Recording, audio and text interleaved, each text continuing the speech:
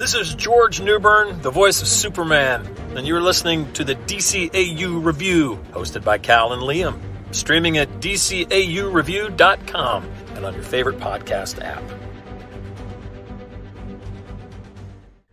Welcome, everybody, to episode 392 of the DCAU Review. I am one of your hosts, Cal. With me, my good friend and good brother, our other host, Liam. Liam, we are facing today the penultimate episode. Sorry, I had to beat you to the punch to use that term because I know how much you love using it when we get to use it. But the penultimate episode of Static Shock, at least when it comes to new reviews of Static here on the DCAU Review. We have an interesting one because we have something that has actually been a trope that's been visited a few times before in prior episodes, but this one seems to have more lasting consequences, even though it's the next to last episode of the entire series. So let's talk about this week's episode of Static Shock. That's right, and it's really, what a massive bombshell moment. I know this didn't air next to last, I don't believe, but as far as big series moments, it doesn't really get much bigger than what we're going to talk about, at least for a teenage superhero. And that's in the episode Kidnapped. So excited to talk about that. Static's identity is in danger of being revealed, and not just to a supervillain, but perhaps to his own family and friends here. So a big milestone episode in some ways for Static. 100%. Yep, this is an interesting one for sure. So we'll get into the official IMDb synopsis for this week's episode in just a moment here, which of course will give us the opportunity to then segue into our own plot synopsis for this week before we give our scores.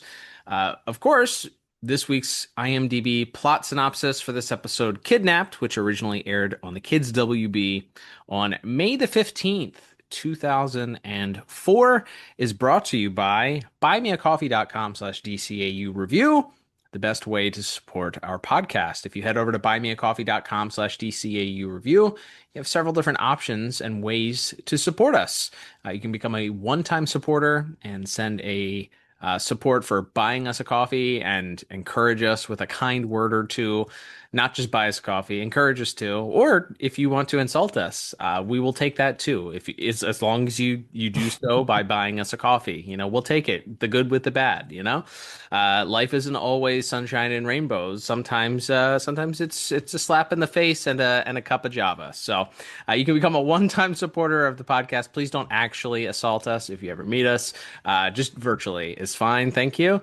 Or if you want to become a monthly supporter of the podcast, maybe you really love what we're doing here and you want to get some perks, some bang for your buck, check out that 3-tiered way to support us. 3 different levels of support. All of them come with some really fun perks for you, some shout outs here on the air, some other stuff, some little gifts that we send your way. Or if you join us at the Super Friend tier, which is our top tier, you get the option for all of the great perks, plus an additional bonus perk, which allows you to ask us a question and potentially hear your question answered here on the air about the episode that we're reviewing that week. So whether you want to become a one-time supporter of the podcast to buy us a coffee or become a monthly supporter, help us stock our cabinets with some coffee beans, head over to buymeacoffee.com/DCAU Review, and please consider supporting the podcast today.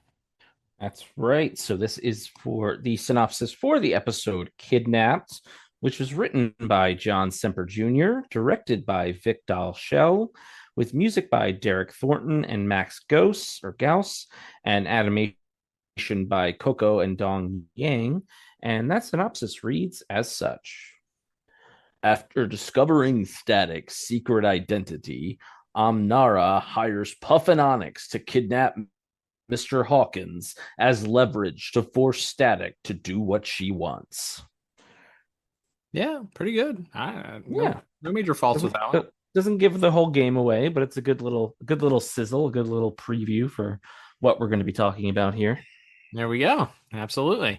So why don't we kick things off here, Liam, with our own plot synopsis as we see that Gear and Static are out on patrol. And Liam, we made fun of it last week. We said, why did Gear have this rocket-powered skateboard when he's got the rocket boots? And we learn in the opening scene here that he would have potentially been better off with this rocket-propelled skateboard because his rocket boots are on the fritz. We see him flying around. Static is able to thankfully catch him and prevent him from crashing into anything super painful. They do ultimately take a rough landing.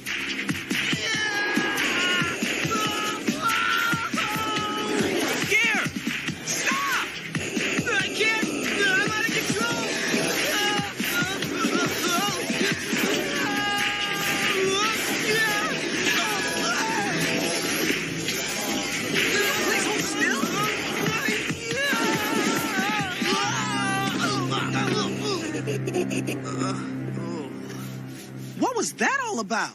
Don't know. 1 minute I'm jetting along just fine, and the next I'm on spin cycle. Now what? Backpack just ran a diagnostic on my navigation system and found a worm. Ew, you better call an exterminator. Haha. No, this worm is a computer virus. It's programmed to crawl its way into the operating code. That's why I lost control. Well, can you fix it? Well, Backpack's isolating it, but I'll have to go straight home and reprogram everything from scratch. I'm done for today. No problem. I'll make sure you get back okay and then head home myself. Meanwhile, Static heads home.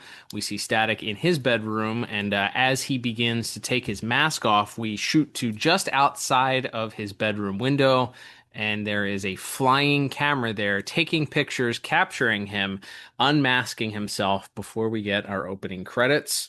Man, Grodd really should have patented those like floating circular cameras that he used to follow the Justice League around. Man, everybody's using these. I was gonna say, don't they eventually get used in Batman Beyond too? Like that's a huge thing. Like oh yeah, flying mobile cameras. Maybe even in Meta Brawl too. Isn't that how they? Maybe they felt. No, maybe it's in one other. Maybe yeah. I think they might maybe there too. Yeah, that Grodd could have made so much more legitimate money if he had just patented his own technology. That'll learn you right there. Always knockoffs immediately after something great happens. But you know, here we go. So after our opening credits, we cut to Alva Industries where we see a Dr. Roberts is talking with Edwin Alva. And Edwin Alva is letting her know that he is shutting down her Project Omni, much to her dismay. She is quite argumentative with him, insisting that she can't do this. What do you mean you're shutting me down? You heard me, Karen. I'm transferring you to another division here at Alva Industries. I don't understand, Edwin. I have done everything you've asked. I have built the largest data gathering network known to mankind, all dedicated to one purpose: finding Static's secret identity.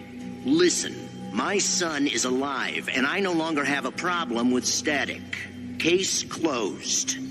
No, you listen. You promised if I did this for you, you'd fund my real work. I'm not paying for any of that anymore. I absolutely refuse to work on anything else. Then you can consider yourself fired. Security, please come and escort Dr. Roberts off the premises. And after Edwin leaves, we see the doctor get a transmission from the camera, the aforementioned camera at the beginning of the episode. So she, in fact, was the one behind the lens. She gets the video footage, and we see a coy smile as she sees Static taking off his mask. Dr. Roberts then begins sort of stroking her chin to determine what she can do with this information. So then we cut over to the community center where we see Robert Hawkins, Static's dad, and Sharon, of course, are leaving, locking up for the evening, mentioning how long their evening or how long their day was. Sharon offers to go pick up the car while Robert continues to lock things up. As Sharon gets into the car, she starts it, backfires, and coming out of the tailpipe is Puff, who's been on several episodes of Static, of course. And of course, where Puff is, Onyx can't be far behind.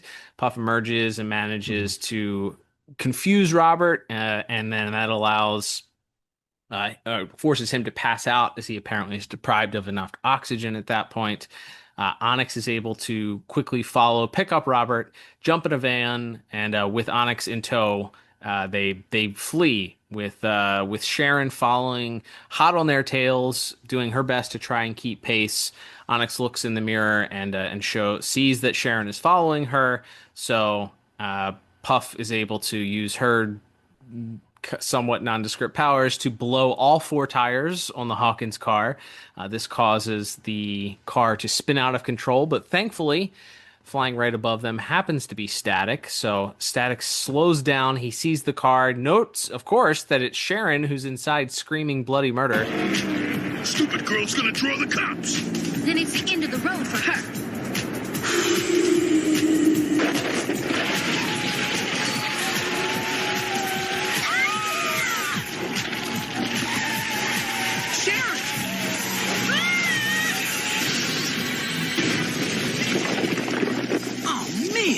Gonna be my car next year. Oh, Static, it's terrible. I'll say. My father's been kidnapped. What? He's able to swoop in, but not and save Sharon, but not before the car goes careening off the side of the highway and into a gigantic skyscraper. So Sharon then shares with Static that Robert Hawkins has been kidnapped, and this sets out Static on a montage to find where Robert Hawkins is, going through a laundry list of some of his big bads. We see him interrogating Kangor, who points him towards our hero, and unfortunately his final appearance in this lovely series, Carmandillo, making his final appearance, also being interrogated by Static, who points him to Shiv. Shiv is too intimidated to provide them with any information, but manages to point out that Puff and Onyx were the ones responsible. So, Me telling you, man, ain't seen Puff and Onyx in weeks. Maybe Carmen knows. Ouch! Ouch! Ouch! Stop! Now I remember. They was with Shiv. Yeah, Shiv. That's the ticket.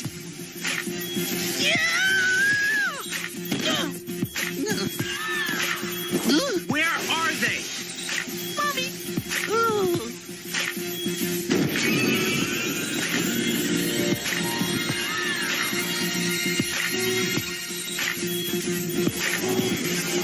Hey, Static, just call me Hot Lips.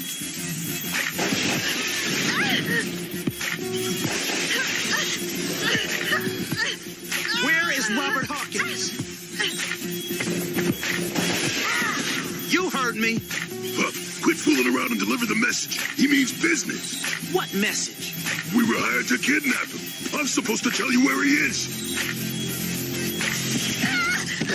and this is really the meanest and kind of most intimidating I think we see Static maybe in the whole series. He's not messing around here. Definitely took some pointers from the Dark Knight, it seems, to make sure that he gets his point across in some of this interrogation. So he demands to know where Robert Hawkins is. Onyx is even seemingly intimidating. The big guy can't believe what he's hearing with the way that Static is talking, and is clearly a little bit nervous about it. He instructs Puff to tell Static the message that they were told to give him. So Onyx and Puff both at this point divulge that they were hired to kidnap Robert Hawkins, and then Puff gives him this written address where Robert is being held. So we then cut to this junkyard, where I guess is where the address that Static was given.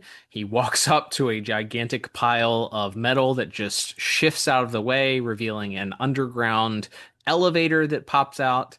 Static gets in the elevator and goes down into this hidden fortress. And we see when he gets into the hidden fortress, there's a gigantic computer screen with a bunch of other electronics all around him. And on the screen is Mr. Hawkins. He's in a laser barred cell containment unit, keeping him there. And we see that Static is really upset, obviously, at this point. We then see Dr. Roberts walk into the room, revealing herself, and she calls Static not by his superhero name, but by his true identity, Virgil Hawkins. And despite trying to play it off, Static is quickly realizes that this is no joke and no time for playing games. That's right. So we first hear that she would Miss Dr. Roberts would like to be referred to as Amnara from here on out, Sure. which sure, as far as Terrible. supervillain names, pretty good. No, I'm sorry, that's a terrible name.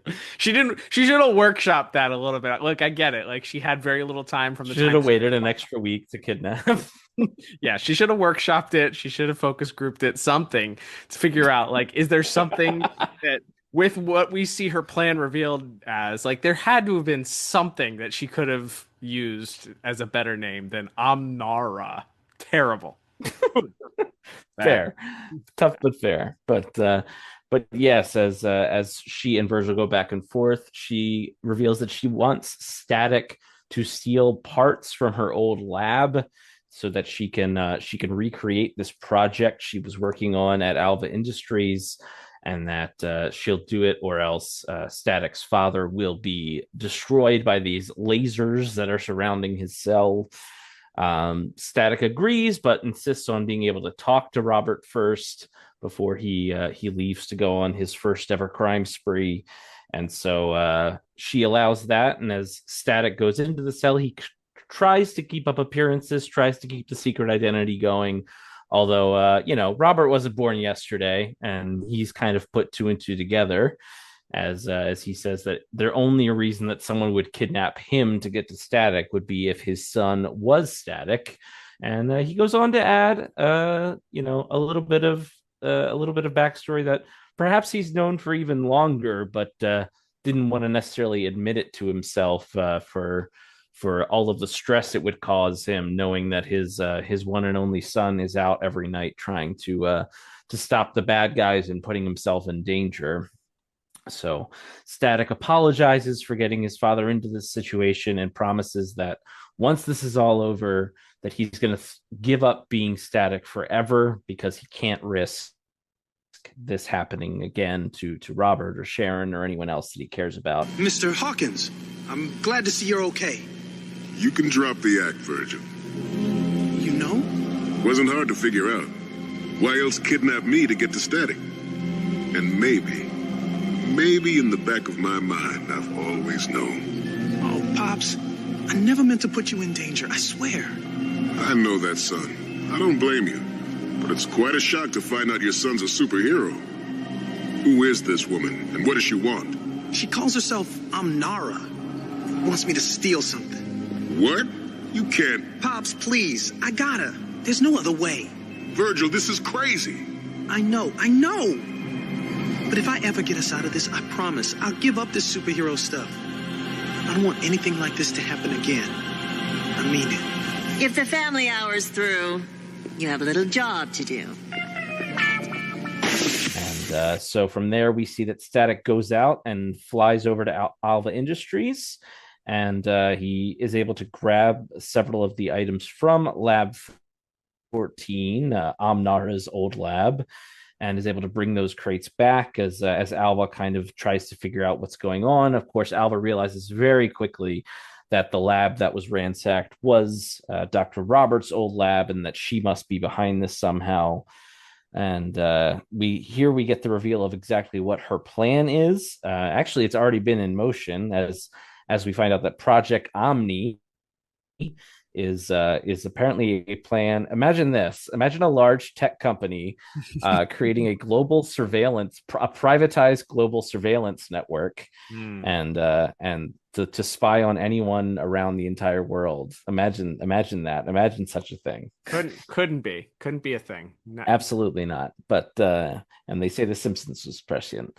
But so that her next step is that using all of this data that she's collected from her surveillance, she's going to insert a virus across every computer in the world. She's actually already started that, which is why Gear and Backpack were having those malfunctions earlier in the episode.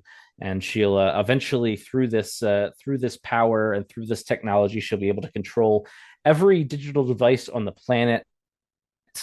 and basically interface with the World Wide Web, sort of making herself one with the machine, so to speak. So she, of course, needs just one more component that is apparently on another Alva Industries location. And when she sends Virgil out to retrieve it, this time, however, Gear is on the scene. What are you doing? Gear, stay out of this! Get rid of him. We can't allow him to slow us down. I won't just stand by and watch my best friend commit a crime. Well, you're gonna have to. I can't let you stop me. You're wasting time. Destroy him, or you'll never see your father again.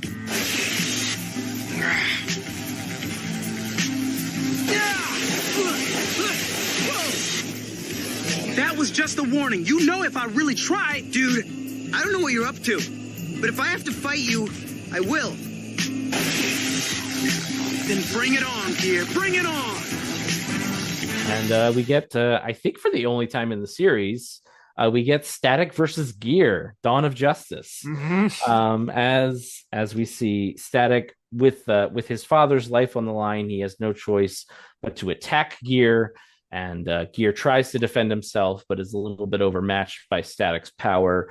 Although as Static gets Gear down on the ground, he walks up to him and gives him, let's say, a very obviously coded message about a worm, calling Gear a worm repeatedly. And as he walks away with that final stolen component for the item, leaves Gear sort of stroking his chin, trying to figure out what he's going to do next. So we head back to the hideout where Static gives Amnara that final piece, and we see that she has essentially the Cerebro helmet from X-Men, and that's what she's going to use to plug herself into the World Wide Web. And in fact, she does, and she's becoming all powerful. Seemingly, she's talking about using nuclear missiles to bomb every Edwin Alva business, which seems like a little bit. I think you could just use regular missiles if it's just a couple of buildings. I don't think you need to nuke it, but I guess Amnara is not one for. You don't come up with the name Amnara if you're into subtlety, I guess. So, so that as she begins to launch launch missiles and consider her other evil deeds now with her new powers, Gear arrives on the scene just in time to help Static out. Static is able to free Robert using his powers to sort of slide him between the laser grid, and they're able to escape out back out onto the street from the underground lair. Right as Amnara comes bursting out with her newfound power, she's able to take control of not just computers, and this is always the thing with this sort of plot, is that it ends up not just being computers, it just becomes anything electronic. So she's able to control cars, she's able to control video screens, street lights, anything in her way. And there's quite a bit of melee there as Static and Gear try to get involved. Robert actually tackles Virgil out of the way and saves his life, returning the favor from his son. And as they look up into the sky and see Amnara about to start her reign of terror, Virgil remembers that he made a promise to his father that once he saved him, he would give up being Static. But it's clear that Virgil and Richie, there's no chance that they're going to stop it, especially not right now. That's the first time I ever had a bus try to catch me. Sorry I'm late. Had a wrestling match with a garbage truck. I won. I have an unlimited supply of vehicles, Static. They'll drive you all into an early grave.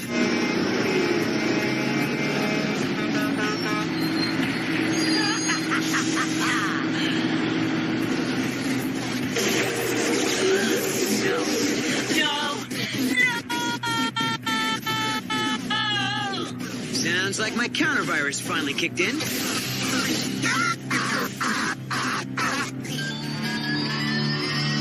Cannot interface. Too many numbers, too. Cannot communicate. My mind is totally overloaded. Well, I guess she won't be communicating my secret identity to anyone. Ever. She won't. But will anybody else? Yeah.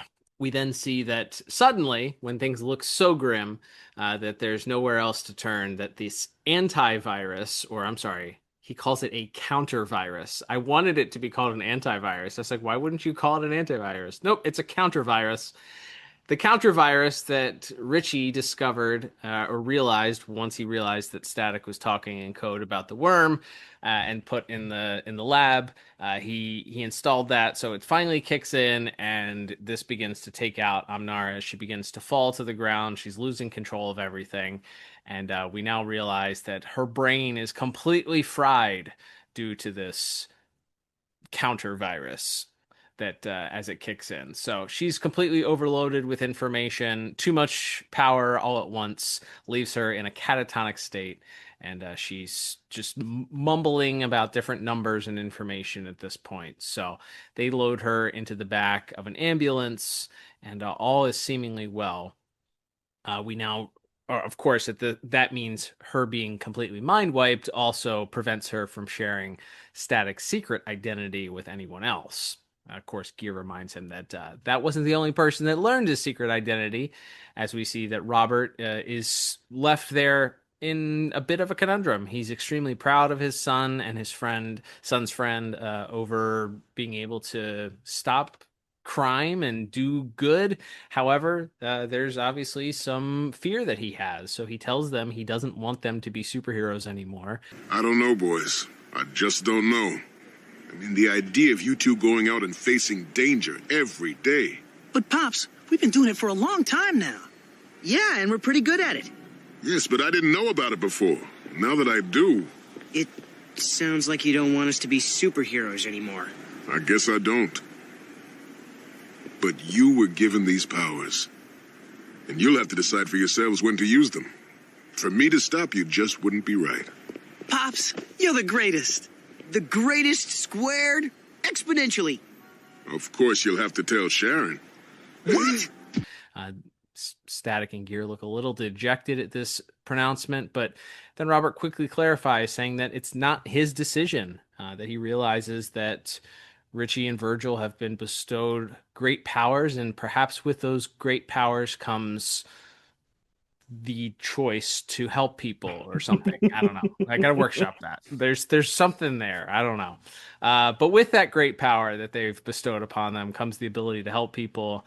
And Robert says it's ultimately their choice. But however, if they are going to continue this, they will also have to tell Sharon the truth, which seems like a fate worse than death at this point for Richie and Virgil. We then cut back to the Hawkins house as a funny little postscript here, and we hear Sharon screaming at the top of her lungs about the fact that the insurance company is rejecting her claim as a result of the crash caused by Puff and Onyx. Very relatable there, that an insurance company would try and screw its policyholder out of getting reimbursed for something that's very clearly not their fault. But she claims that the insurance company says that because it was caused by Bang Babies, she's not covered, and she's not insured for Bang Baby incidents. She continues screaming at the sky about Bang Babies and how she doesn't want to hear any more about Bang Babies ever again. And we see that she's yelling and talking to directly Robert Hawkins and then Virgil and Richie sitting beside him on their couch as they sort of look at her stone face, realizing they're about to admit are Bang Babies themselves. Of course, they pause for a second, and she looks and says, what is it that you wanted to tell me? And Robert is able to interject and save, saying that nothing at all at this point. And we see that Virgil and Richie are quite relieved over the fact that Robert refrains from spilling their secrets to Sharon at that point. And that's the end of our episode for this week as we fade to black. All right, Liam. So this is an interesting episode because I think there are things here that I don't like. I think that the villain is kind of a tried out trope at this point. Thanks to the DCAU wiki, we know that this is the fourth instance at least where a supervillain learned Static's secret identity. I thought it was only I could only remember two of them. I think when I was watching, I was like, I feel like this has happened before. But previously, Omnifarious, who is Edwin Alva's son, learned. Then we had Madeline Spaulding, Mhm. who learned his secret identity, and then we also had Speed Warp. And while Madeline Spaulding and Speed Warps were kind of explained away, Madeline, maybe her powers short circuited and she didn't recognize Virgil the second time that they met. Speed Warp is forever stuck in like slow motion frozen world. Everybody laugh, ha ha ha. Mhm. So he doesn't have any ability to share that secret. And then Omnifarious, I guess, because Static saved him, maybe he doesn't remember, maybe he doesn't care to share his secret, but we're assuming that it's safe with him. So again, this is the fourth time we've seen this. As you mentioned before we went on the air, also, this is a like the supervillain's gonna gain omniscience by plugging his brain into a computer. That seems kind of familiar. I don't know. The idea of Mhm. involving technology and you're going to plug your brain into it and you're just going to gain all of the knowledge and become this superpower. You're going to be able to control missiles and you're going to be able to control. This is 20 years ago, over 20 years ago that this episode debuted. So maybe it wasn't as tried and true then, but it feels like that's a kind of a tired plot at this point.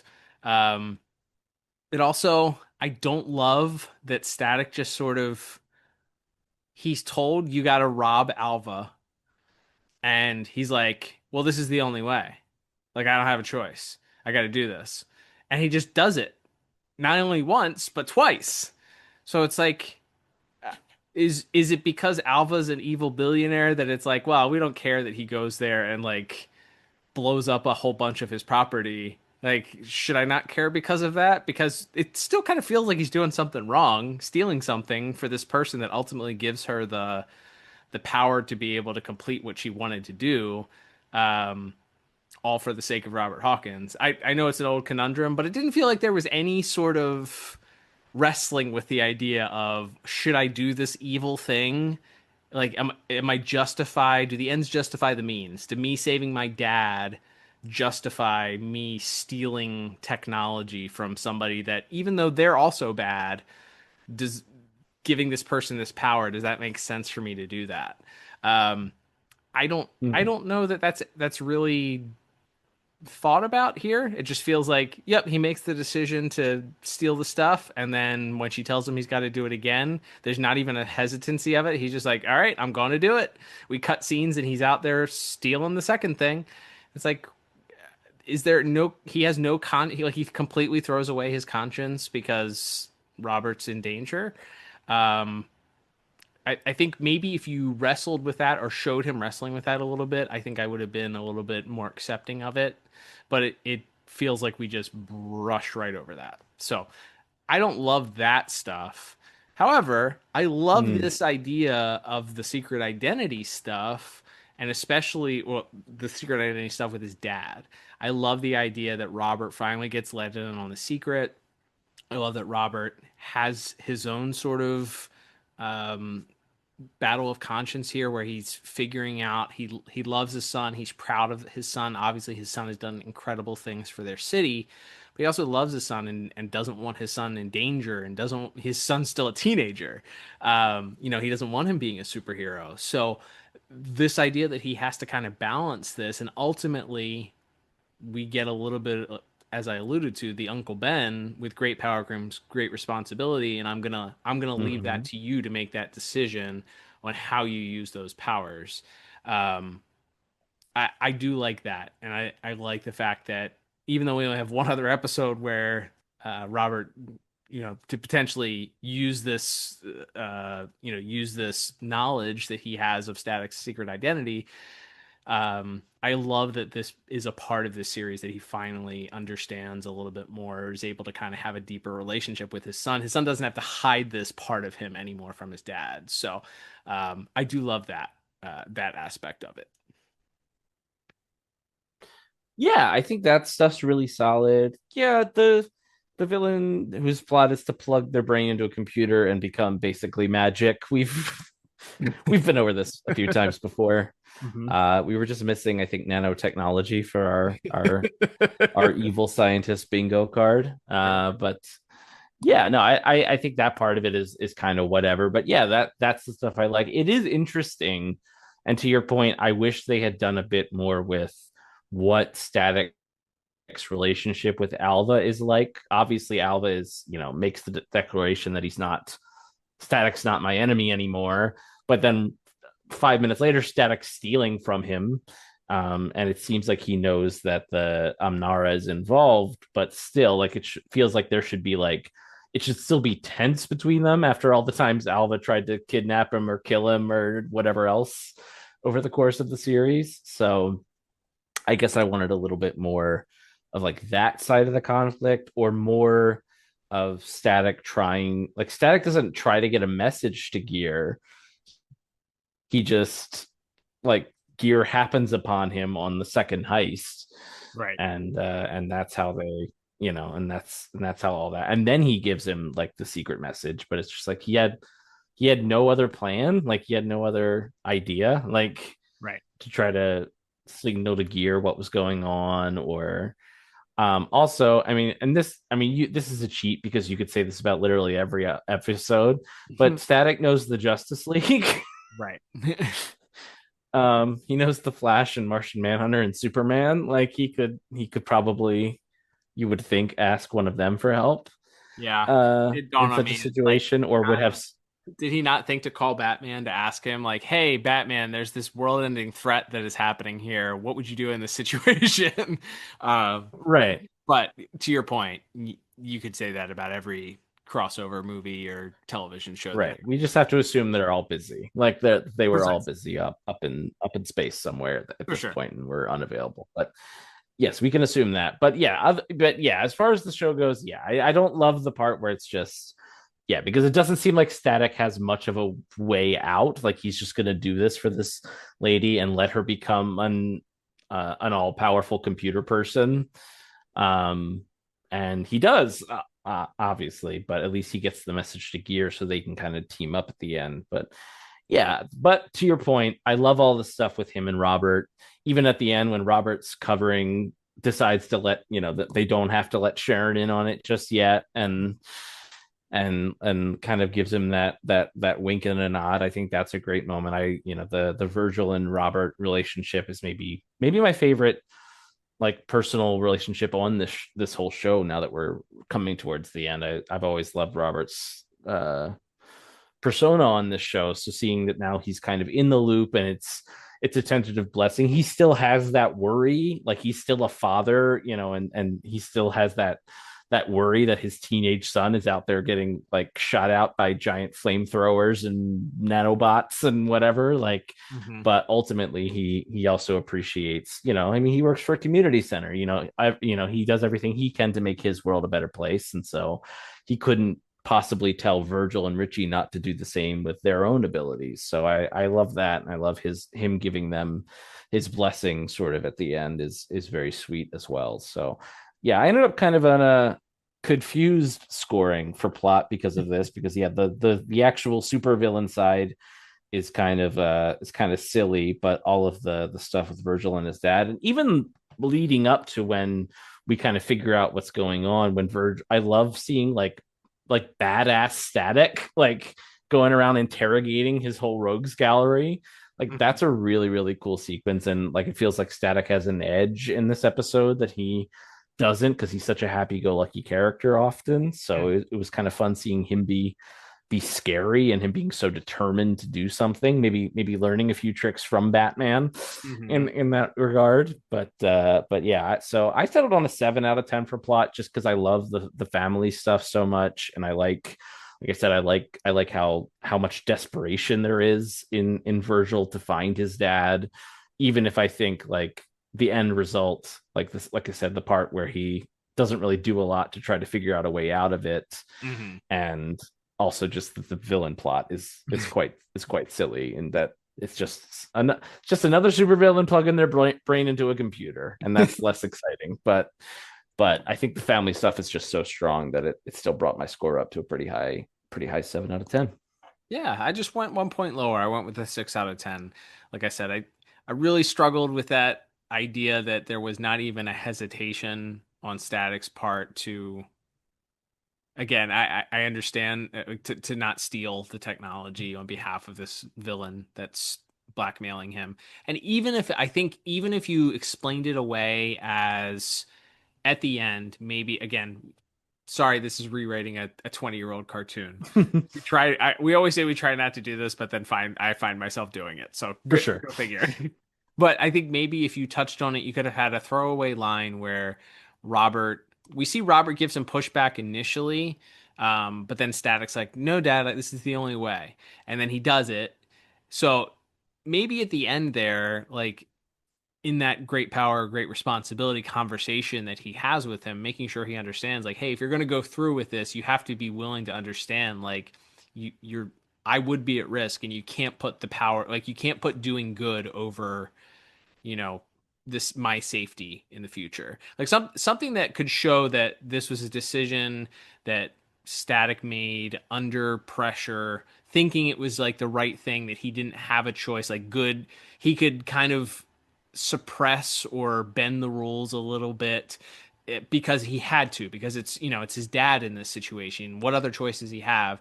And then Robert kind of putting the idea that no, our relationship doesn't supersede you doing good if you're going to be a hero.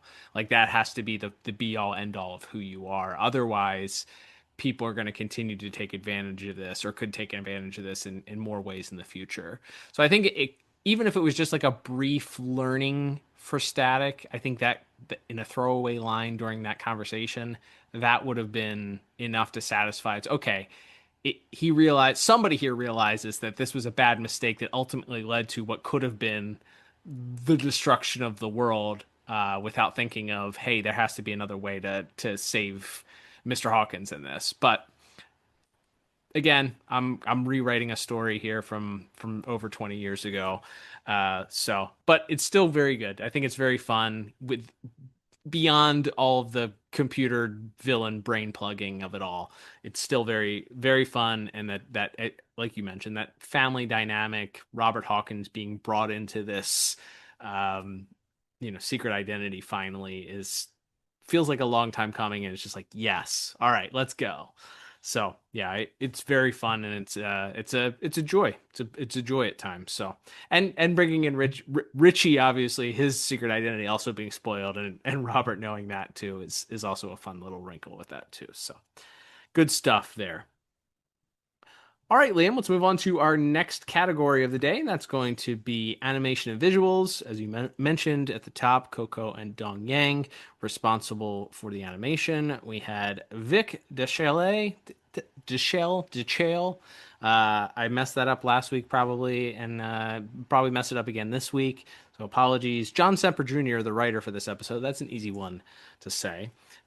So let's talk a little bit about our animation and visuals for this week. What stood out to you, Liam, as far as things that you thought were interesting, or any of the animation sequences that were good or bad for that matter? Yeah, I think it's a pretty solid episode. There's a note here. I'll talk about when Static is on his little crime spree. There's a helicopter chasing him with some of the Alva's private security, and it's noted that that's a reused asset. That's the Metropolis Police Department's helicopter. I guess they sold one to Dakota. Maybe Dakota had like a surplus in their budget, and they're like, let's buy a helicopter from a neighboring city's police department. They just forgot to unbrand it. They forgot to take the sticker off. Yes, yeah, they forgot to. They were in such a rush that they couldn't. Or I guess maybe it was purchased by Alva, or maybe Alva found it. What if he dredged up? He had a project where he was dredging the different rivers in Metropolis, and he found reused parts and repurposed it, free hardware after Superman threw. There has to be an episode where he throws a Metropolis PD helicopter in the water, right? Like there has to be. So maybe it has to be. Maybe there was some sort of, underwater excursions that Alva Industries was doing, and they recovered it and repurposed it there or something for the tax breaks, no doubt. Absolutely, I love that. But yeah, I think that sequence is fun. Static dodging those like laser fire as he's collecting the crates to take with them is a fun sequence. But as I just mentioned in plot, I think maybe my standout sequence for the episode is that interrogation montage we get, where it starts with him shaking down Kangor, and then we get your friend and mine, Carmen Dillo. And he's like bouncing him up and down like a basketball to get him to talk. And then it cuts to him shaking down Shiv before finally getting to go after Puff and Onyx. And again, it just like I feel like it's like I don't think there's a lot of episodes where Static comes off as like an intimidating character, but you see this is really an episode where he's really not holding back at all, and you see like how quickly he dispatches Puff and Onyx in that fight in the car park is really something, and how kind of determined he is to solve it all. So I think that sequence stands out for me as well, just because it's like, again, just seeing an intimidating, angry Static is not something we get very often in this show. So that's a really cool sequence visually as well.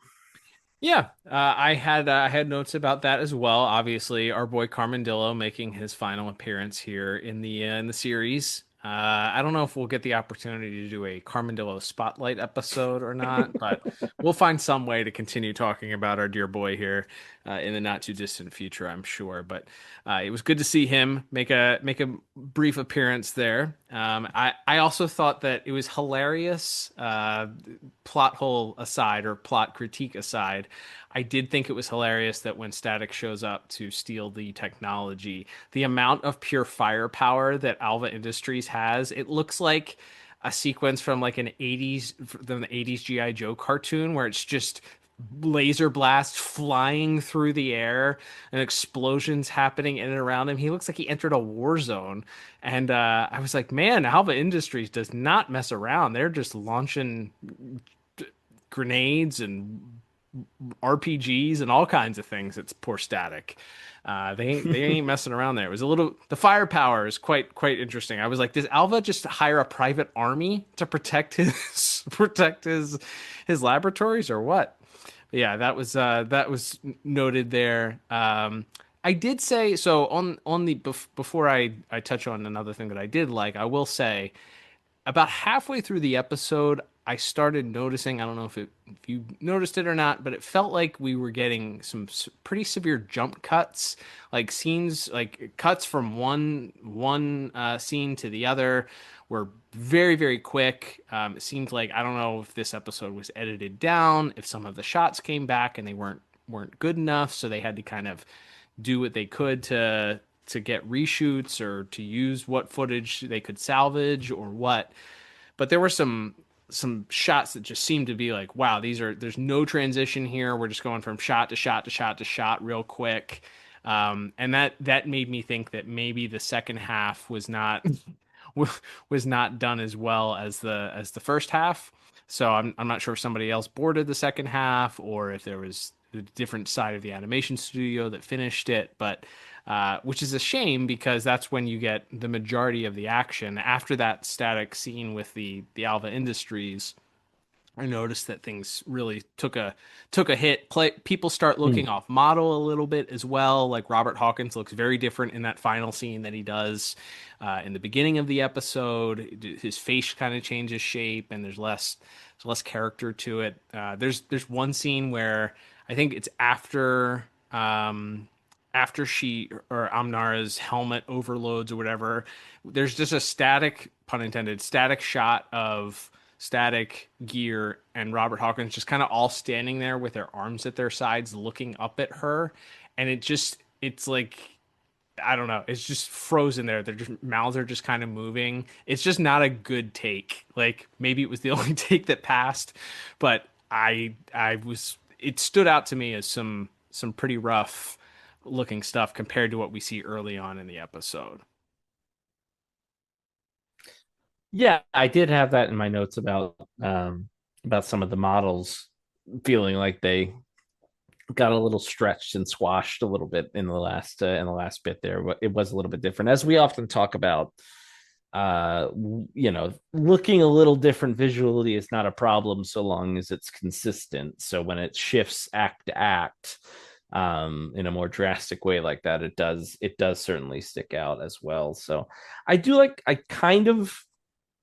it's weird that they didn't just go with like, I feel like maybe this is an innovation. Um, because Amnara, we see like what she's seeing when she's hooked into the system. Mm-hmm. The obvious thing I feel like to do would just do the Matrix thing and everything's binary code, but instead they have like Greek and regular like letters flying back as well as like regular numbers in like big blue text, which I thought was kind of it's different, but it's also just looks kind of goofy that that's how she's seeing the world is in big giant like Sesame Street letters. They included the binary code once she shoot like when she whatever her nondescript like uh kinetic power is where she like shoots Oh, that's things true. Yeah. that we She do shoots see. binary. I would say she shoots. I did kind of like that. Like when an explosion happens, when she first gains the power in the lab and Static has to hide from her, she like shoots her kinetic powers and you see an explosion and then the binary code comes out of it in these like green bands. And then you do see those. She kind of looks she kind of has like that classic atomic logo, like the rings around her, and those are binary also. Like two of them are binary code as she's kind of floating there. But yeah, the DCAU wiki mentions that like the POV shot of her seeing Greek is all gibberish. It doesn't mean anything. I'd be curious. There are people that speak binary code, so I was curious if the binary code actually means anything, or if they just went 1010 or not. But yeah, that felt like a little bit of a lost opportunity to make it a little bit more interesting than just woman wearing the fake Cerebro helmet. So I'm with you there. I did like the binary code explosions, but you only get that I think maybe twice. Yeah, absolutely. And then yeah, I like I said, there's the wacky like Sesame Street blue numbers and letters and Greek. You get the Greek alphabet and the regular alphabet mixed in. Mm-hmm. I don't know. I guess it's supposed to look like algebra problems or something. I don't quite know, but I thought it was like that's a very wacky design choice there. But yes, it's overall, like I said, I think there's some fun to be had. I like the opening half of the episode. Getting our brief Static versus Gear fight is a lot of fun as well, and Gear tangling with the evil dump truck that's come alive that she takes control of, and he grenades it. I don't know, we had exploding zap caps, but he's got apparently some of them are grenades because he drops one into the top of the truck and just blows it up and kind of blows himself up too. So a little bit reckless, but that's kind of a fun sequence as well. It's very like, I don't know, Commando or something where he's got him dead to rights. So he Hail Marys the grenade into the opening and saves himself at the last second. So that's kind of a fun bit as well. But yeah, overall, I guess because of the inconsistency, I gave the visuals a 6 out of 10. Nice. And once again, as been the case this calendar year, I am 1 point lower than you. I went with a 5 out of 10. I was a little disappointed, like I said, with that last half. I was also disappointed in. Now I know we talked about this. Did she launch actual nukes or were those just regular missiles? Either way, I'm not a missile connoisseur, but I've certainly seen footage of missiles exploding midair, and especially in cartoons. And boy, did those missiles seem pretty wimpy when they get intercepted by Static and Gear. Like, just like puffs of smoke essentially pop out of them. There's like nothing. Like, speaking of zap caps, Gear throws a zap cap at one, and it just kind of like we get this little tiny little flash, a little tiny puff of smoke that comes out of the sides of it, and then Static zaps a couple, and there's kind of a little tiny little puff of smoke, a little flash, but nothing. Like, these are gigantic missiles, and she launched them to destroy whole buildings. So if if that was the case, shouldn't these things have created much bigger explosions? I'm not saying that they need to wipe out other buildings or whatever, but we should see the explosion on the screen or do the creeper explosion screen wash, something to make that seem a little more impactful than what we get there, because it's a little embarrassing that those missiles were packing that little of explosive power. So that's why, anyway, I ended up with a 5 out of 10. So, yeah, not the best episode visually. There is certainly some interesting highlights to talk about, but overall, a little bit disappointed on my end. All right, Liam, let's move on to our next category, which is music. And once again, Max Gauss and Derek Thornton responsible for this week's music. Only had a couple of highlights here as far as the music is concerned. I think it's much more set on, again, we're in season 4 here, as we've talked about when we've done these episodes. The music kind of took a back seat for better or for worse for the episodes, and ultimately kind of ended up making more of the tension or setting the mood for the scenes versus kind of playing a more character driven role or giving that kind of hip hop inspired classic rap or classic R&B infusion to kind of make it unique.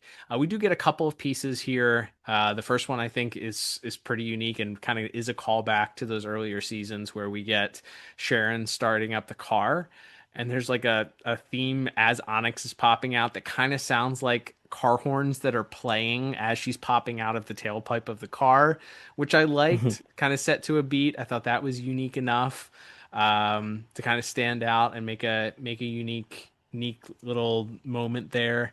That then kind of continues through the chase sequence once Onyx and Puff have Mr. Hawkins.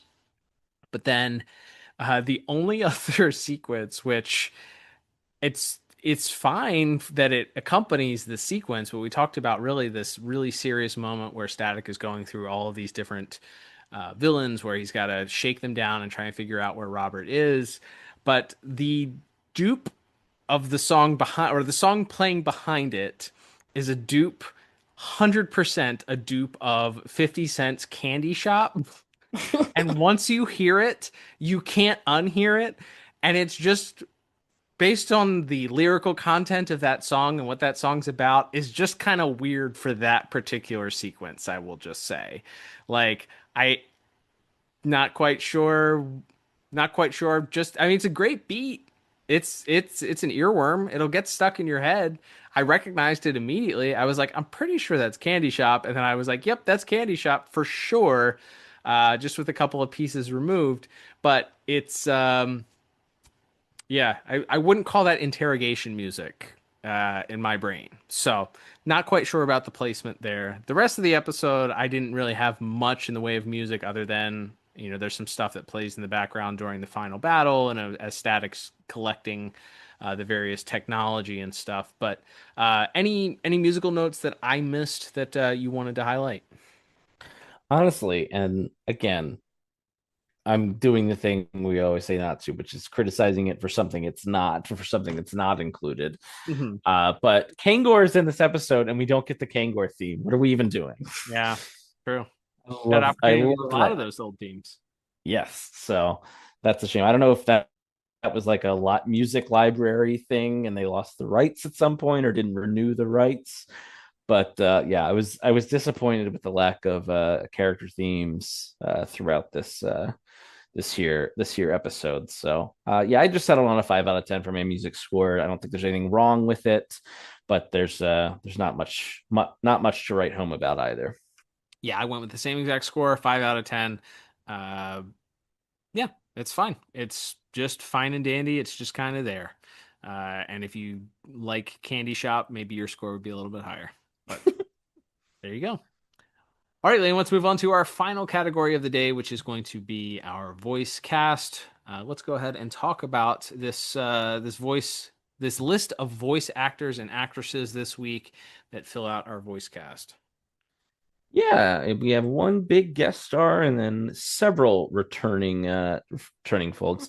I will just say, if you're going by the IMDb, they credit Brian Tochi as Shiv. But I'm pretty sure Jason Marsden is playing all of our, and Phil Lamar are playing all of our. Yeah, I thought it was. Rogues, I was saying I rogues thought in it that was montage. Jason Marsden too. Yeah. Yeah, and Jason Marsden's definitely playing Carmandillo in this as well. So, and then I'm pretty sure if Kangor gets a line, I'm pretty sure that's Phil Lamar. So, but yes, we'll go through our list here. We do have Kimberly Brooks as Puff briefly.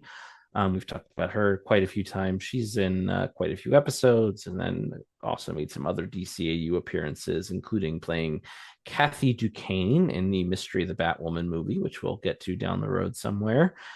But it's nice to have her back. We do have Kerrigan Mahan one last time as Edwin Alva, doing his Michael Douglas in Wall Street voice one last time, his raspy businessman guy. But I guess he gets a little bit more to do, because this time he's like more of an ambivalent. He's just a regular evil guy in the sense that he's just a billionaire tech guy, as opposed to being a supervillain as well. So he's moving in the right direction, I guess. Sure, maybe. I don't know. He doesn't care to inflict pain on someone who doesn't bother him. I think that's a moral at the best it's like morally gray. Like it doesn't take much from someone not to care about inflicting hurt or pain on someone that doesn't affect them. So I'd say that's a wash at that point. I don't think you can judge on whether or not he's turned a corner on being evil or not. Fair. We do briefly have Michelle Morgan as Sharon as well. She does get that funny bit at the end when she's just ranting and raving about bang babies and how it doesn't cover. She specifically says her insurance doesn't cover bang babies, which opens up a fun lane to think about how many different types of insurance in the DCAU. So like you have you have to have one insurance for bang babies if you live in Dakota. You have to have one for like Phantom Zone villains if you live in Metropolis. You have to have one for like big clay monsters and evil clowns if you're in Gotham. Like you have to have very specific. It's not just like supervillain insurance. You need like very specific type of supervillain insurance, and I love that as an avenue for a future DCAU plot line, were one to exist, is the world of various types of insurance for different types of metahumans and supervillains. I think that's a fun gag. So I like Miss Morgan's little gag there at the end with Sharon. But yeah, we'll get to our big main villain of the piece here. We have Wendy Malick playing Dr. Karen Roberts, aka Amnara, who folks would know from quite a lot of things, as we were talking about right before we went on the air. Obviously, some other voice acting to her credit. She voices BoJack Horseman's mother quite memorably. That character gets a lot of play in the later seasons of that show, but maybe depending on really, it's just pick, as we were talking about, it's pick a 90s sitcom, not 90s to early 2000s sitcom, and you would know this woman's face when if you look her up. Like, she was everywhere. Seinfeld, Mad About You, of course, had a more starring role on the series Just Shoot Me with David Spade that ran for several years. Just a perennial like sitcom stalwart over the years. Yeah, she's has a very recognizable voice. Like the second that you hear it, you're like, oh, yeah, that's Wendy Malick, like 100%. And again, being a child of this era, I I'm much more familiar with the Seinfeld catalog, having watched that multiple times.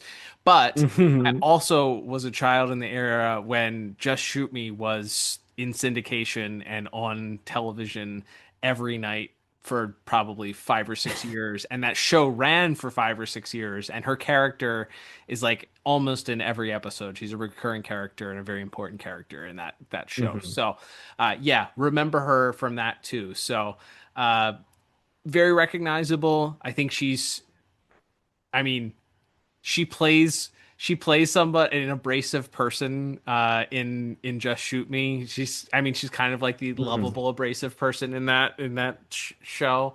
But so she's not somebody that you like want to love based on that role. However, she's extremely talented, and I think her role here as a villain, despite the fact that it's easily recognizable, I think she's great. I think she does a wonderful job. I think she comes across as somebody, especially in that opening scene where she's kind of losing her cool with Alva when he tells her that he's not interested in her project anymore, and it really sets her off, and she feels like she's going to be bold and tell him off, and he says, okay, well, you're fired.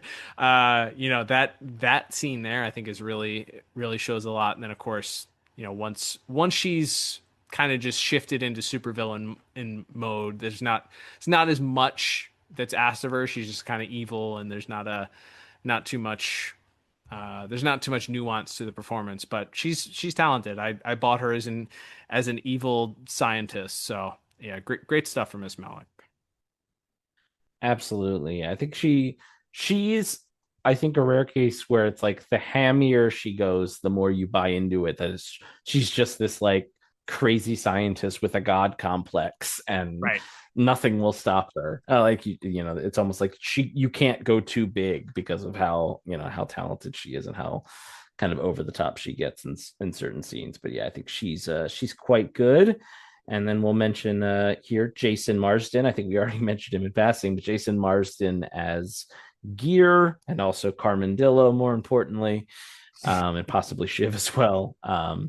Yeah, not as much for him to do. He's got the virus with backpack at the start, and then he's kind of trying to puzzle out what's going on. He does, as you mentioned earlier, I think in plot, have the great moment where he's trying to fool Robert into thinking that he's not Richie. And so he tries to put on this like very deep, gruff voice. And then as soon as Virgil outs him, he just like his voice starts cracking like a teenager, like a nervous teenager would. He's like, "Hey, Mr. Hawkins." Yeah. Like he really cracks the voice on that line. And that really, like, I was dying laughing at that. That was a great juxtaposition of him trying to put on the serious like Clint Eastwood voice and then immediately folding under the pressure. Is that Richie? Mr. Hawkins, you have to understand the most secret part of a superhero is his secret identity, and, well, yes, Richie.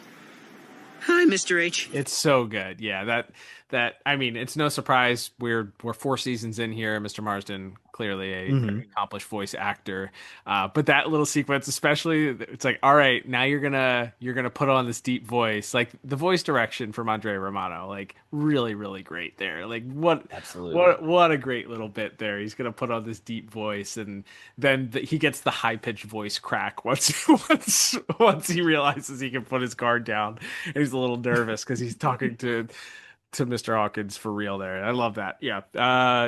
Strong, solid stuff there from Mr. Marsden, indeed. Absolutely. And then we have Kevin Michael Richardson, of course. He's playing Onyx. Apparently, according to the DCAU wiki, they credit him as Kangor. Sure, it's like one line. I didn't pay that much attention. And then of course he's also voicing Robert Hawkins. So a lot for him to do. He's great. Again, another actor that it's hard to find new things to say about because we've talked about him so much. But yeah, like I said, just balancing that, where he has that fatherly concern, knowing that it's his son that is, putting himself in harm's way to save the world in this case. But also there's that clear streak of like, knowing what's right and being proud of his son for doing the right thing, even, and that kind of overriding his fear. So he's got a lot of emotions to play with throughout this episode, especially towards the end. And yeah, unsurprisingly, Mr. Richardson living up to the challenge. Yeah, he's really good. Another one of those people that I feel like as we begin winding down this series where he was such a focal part, a main part of it. He was a focal point many episodes, even as a supporting character. This episode maybe being one of the few where he ends up kind of being that co-starring role. But yeah, he's so solid in every performance that he gives. Like you just believe that he is this warm, caring, loving single dad that's taking care of his son, that cares about his son and daughter, that's a huge family man, that loves his community, that like you just believe it in the way that he delivers those lines. And I think that heart to heart that he has with Virgil at the end, once our villain is vanquished and he kind of comes to this realization. I was waiting for the shoe to drop, and maybe I'm glad it didn't. Like, kudos to Mr. Semper Jr. for writing it completely serious. Where we do see that he isn't a fan of the idea of his son, his teenage son, still going out there and putting his life in danger, and being okay with communicating that to Virgil, but also being real and understanding that, man, Dakota's got a lot of bang babies that use their powers for evil. They don't have a lot of bang babies that use their powers for good, you know? So the idea that he wants to give his son the choice to use the skills, the things that he's been gifted with, in the way that is helping the greater good.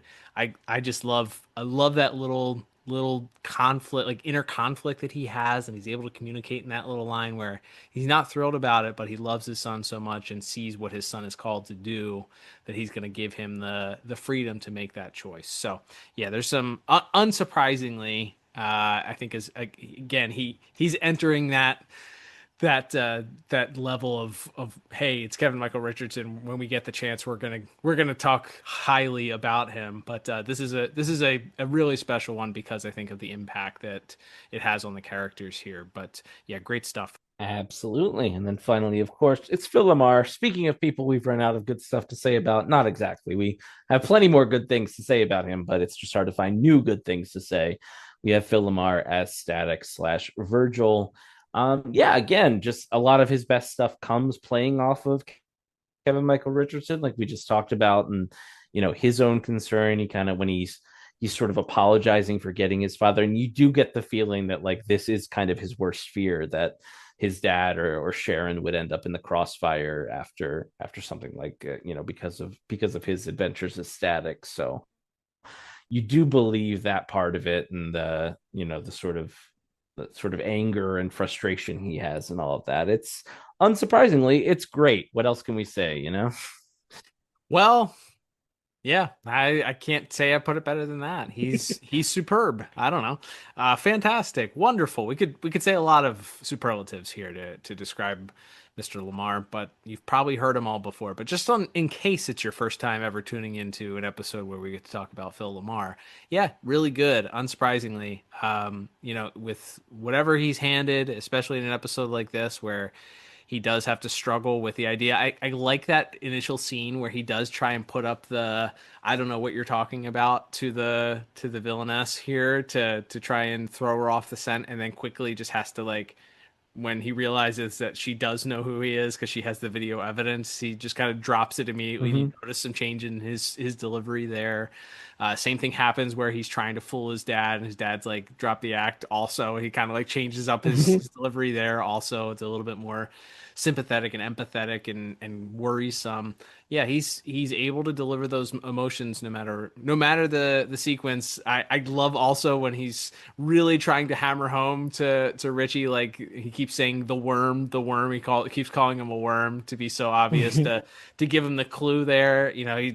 The emphasis that he puts on the worm like 3 or 4 times is really that is great though, because when Gear shows back up at the hideout at the end, he's like, "Oh, you understood my message," and Gear's like, "Yeah, you called me a worm like 10 times." like even if Gear wasn't a genius, he would have understood. But that's kind of the point. He's trying to drill it in as much as he can. Yeah, it's really, really good stuff there. Yeah, our voice cast showed up this week. I thought everybody did a really great job. So I ended up going with a pretty strong 8 out of 10 for my score. What about you? Yeah, and I think based on our villain who we liked, and then Mr. Richardson and Mr. LaMarr, I actually gave it a perfect 10 out of 10 for my voice acting score. I just think the stuff between Static and Robert is just so strong. I felt I had no choice there. So great job from our voice cast this week. Wow, that's awesome. All right, Liam. Well, that will begin to wrap things up here. So let's go ahead and total our scores up. And I imagine we're going to have a bit of a discrepancy here because we did disagree in several of our categories today. I ended up with a 24 out of 40 for mine. What about you? Yeah, and I ended up a few points higher at a 28 out of 40. Not disagreement alarm worthy, because I think we were only a point or two off in each category. So not too much to actually disagree about. But yeah, I think I just like this one a little bit more because of I feel like the Robert and Virgil stuff really carries it across almost all 4 categories. So there we go. All right. Well, thank you everybody for tuning in. We'll begin to wrap things up here. Don't forget, as we always say each and every week, we'd love your support for the podcast.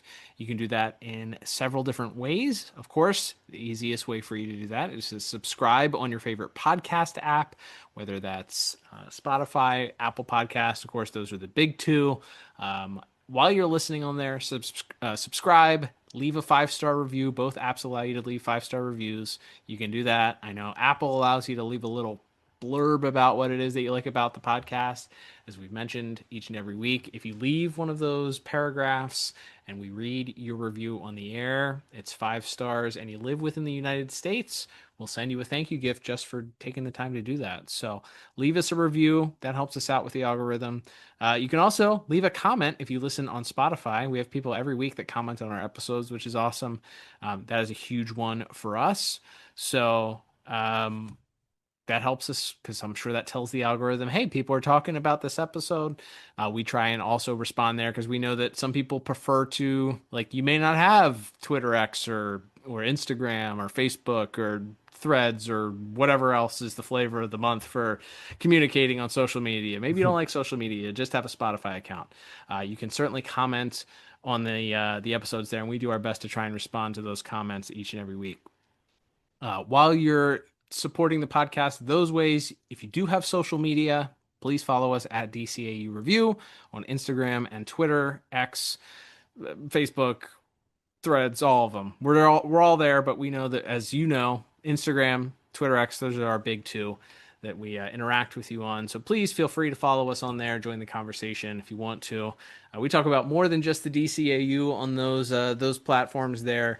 So always feel free to slide into the DMs, comment on our posts. Had a lot of Lanterns talk this week. People are fired up about the Lanterns trailer. That's what was on my Twitter algo this week. Was just people just outraged at the Lanterns 60-second promo because it did or did not include things that they were expecting and wanting, and everybody's written it off as being bad. So excited. I, for one, will still be trying to tune in as long as it hits the airwaves come August, if and when it shows up. So excited for that one. Off topic there. Sorry, got it off on a little rabbit trail. Continuing down the support, support train here. Please check out the notes of the podcast. There you can find our link to our store. You can also find the link to our buymeacoffee.com/DCAU review, which, as we talked about at the top, if you join us at our Super Friend tier monthly support, you have the opportunity to potentially hear your question answered on the air here each and every week. So let's see. We do have a question this week from our good friend Zach, who's a Super Friend supporter. Liam, you have Zach's question ready to go? I do. And his question this week's is, when it comes to Static or any other superhero, do you think the Domino-style mask is enough to cover the face? I know this is a universe where a pair of eyeglasses or a different voice can fool people, but I always wondered if I was a personal friend of Virgil Hawkins and then I came into contact with Static, would I know they were the same would I know they were the same person despite the Domino mask? And then he adds, my apologies, but secret identities are a subject that he loves to think about. And I mean, first of all, no apology needed, Zach, because obviously us too, we've been doing this show for almost 400 episodes plus 100 bonus episodes. So suffice to say, we have no problem getting nerdy with it. I mean, yeah, there is I can't think of the episode's name, but there is an episode where Sharon basically figures it out. And then there's I think it's the one with the brother who has like the boombox in his chest, and the sister who can make like holograms or whatever. Okay. And so and the end, how they throw her off the scent is that Mirage makes a mirage of Static flying while Virgil is still standing around, and that throws Sharon off the case. So I guess you just got to take it that he's got enough tools in the toolbox, so to speak, to fool people if it does come up. I mean, certainly other people have just sort of figured it out. Like Shebang just kind of follows them to their clubhouse, and they're sitting there eating pizza with their masks off. And obviously, Batman didn't have any trouble figuring it out. So, yeah, I mean, it certainly seems like that's I feel like it is very much an old time like comic book superhero thing that you could just wear a little domino mask on. It'll cover 20% of your face, and somehow nobody can tell can tell it's you. That is a very sort of silly thing, but I think it's just so baked into like superhero culture that it's just one of those tropes that I kind of love, even if it doesn't. And like you said, I think it's like with Clark Kent and the glasses, you could argue that it's more just about, if the person is unassuming, you wouldn't be looking to see, hey, does this guy look like Superman? Like, or does this guy look like Static? Because if he acts, normally when he's around you, you may not be looking for it, even if it feels obvious. So I think between his ability to call in favors, perhaps for some trickery to throw people off the scent, and just his general sort of mild-mannered teenager status, I think maybe Virgil can kind of just skate through.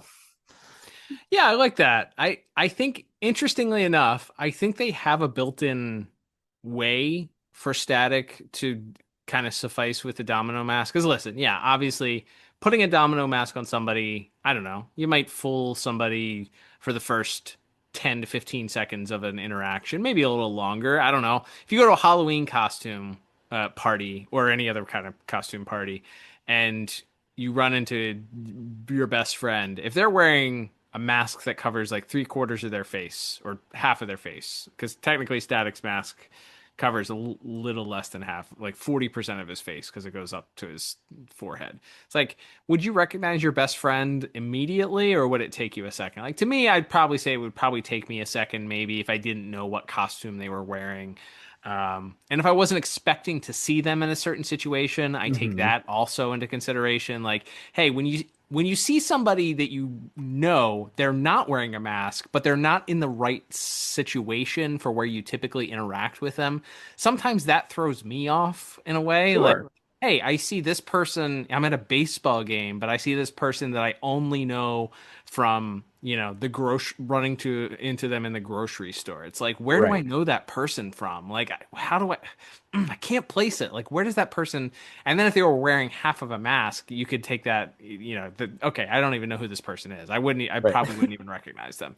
It's a little different, obviously, when it's somebody that's your family, your blood. So what pains me is they have a built-in way for this to make sense. And I think if you go back to the original Static design from the original comics, he wears a hat and he's got like a full mask that goes up. Like, his eyes and his mouth are exposed, but the rest of his head is kind of covered.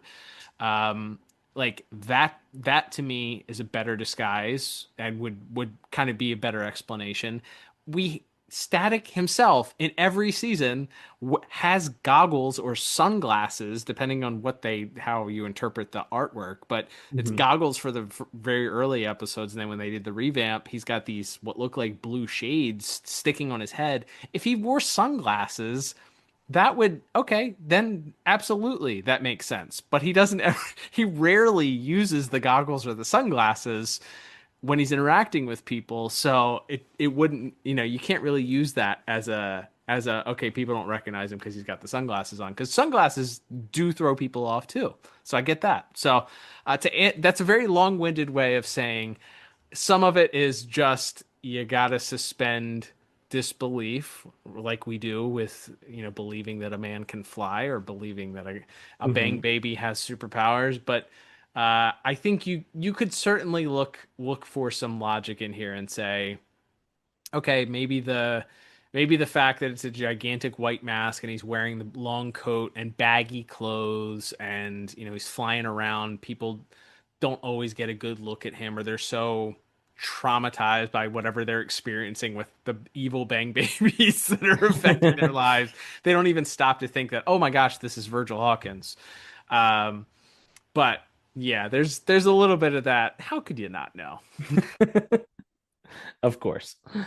Great question, Zach. As we say each and every time that we get a question, the nerdier the better. We love them. So thank you for sharing that this week. If you'd like to join Zach and our growing list of supporters, again, we invite you to head over to buymeacoffee.com/DCAU review and consider supporting the podcast today. Join that super friend tier for a chance to hear your own question answered here on the air. Liam, we are turning the page here. As we mentioned, this was the penultimate new episode review for Static, which means we have one single episode. Well, actually, we have 2 episodes left. It's the penultimate episode of the series. We have 2 episodes we've yet to review, which include the finale. But we're going to be saving that for another day. There's another episode also that features a specific guest star.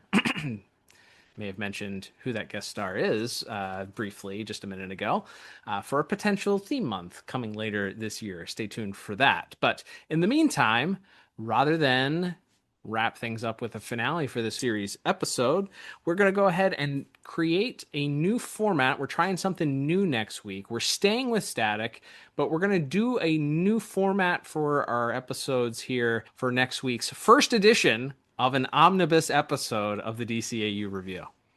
That's right. For folks who have listened to our character spotlights, this may sound a little familiar, but as folks also would know, a lot of that episode, the second half of it, is usually talking about toys, merchandise, tie-in comics, things like that. That unfortunately, as we have continually talked about, due to a travesty of justice, there is very little Static merch and no DCAU Static tie-in comics, at least not ones that are directly tied in. So there wouldn't be much to talk about if we did a regular Static character spotlight, but we thought it would be. So our idea here is that we're going to sort of recap the entire first season, the first 13 episodes of Static. And then we're going to sort of pick out, we'll go back over our scores for each of those episodes when we originally reviewed them. And then we'll see what our top rated episodes were. And then we'll pick out our personal favorite and least favorite episodes from that season. And then to wrap up, we'll sort of discuss sort of what are the big tentpole important moments, either for the series or perhaps for the entire DCAU as a whole. So excited to dust or to try this concept out for the first time, and hope everybody will come back next week for the Static Season 1 Omnibus episode. Looking forward to trying this out. I love a good omnibus, you know? When you get a collection of everything all in one spot, and you're able to get that big, thick book, and you get all the collections of everything in one little spot. You don't have to collect all of it. Don't get me wrong, I love my individual issues, but there's just something about having them all bound in a nice hardback book there that just speaks to me. So I love the idea here, doing the same thing, taking that concept with our individual shows here. So we're going to try that out next week, as Liam said. Looking forward to that. But until then, I'm Cal. And I'm Liam. And we'll talk to you on the next episode of the DCAU. Bye-bye.